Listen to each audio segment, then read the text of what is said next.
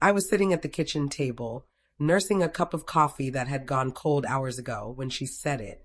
Calm, almost casual, like she was telling me the weather. I'm going on a date with Mark tonight.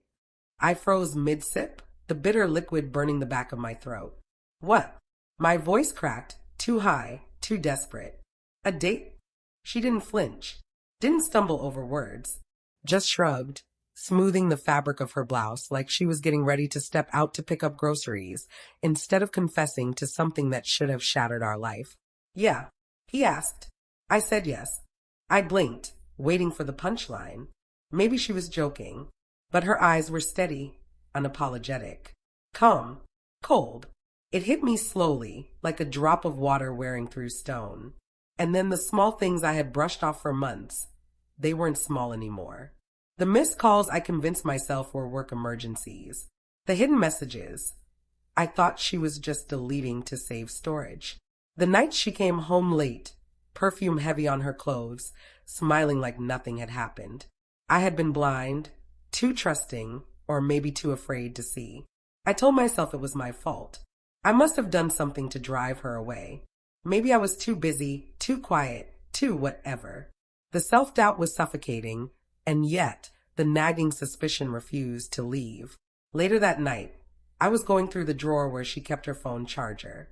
Her phone slipped out, unlocked. I told myself it was curiosity, not desperation. But the screen lit up with a text from Mark. Can't wait to see you tonight. You're amazing.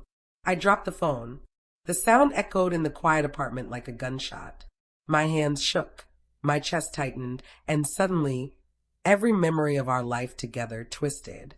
Her laugh, once a comfort, now felt like mockery. The way she used to kiss my forehead in the mornings, lies. Every I love you, maybe rehearsed. When she walked into the living room later, dressed in something I hadn't noticed before, the smell of her perfume invading my senses, I forced a smile. A mask. Ready? She asked, grabbing her coat.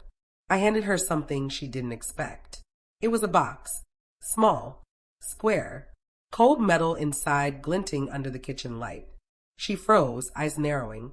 What's this? I held her gaze, my voice quiet but steady. It's a lockbox. Keys inside. Everything I own, everything we've built. You want freedom? Here it is. Take it. Her lips parted, confusion mixing with a flash of something like fear. Not guilt, not shame. Fear.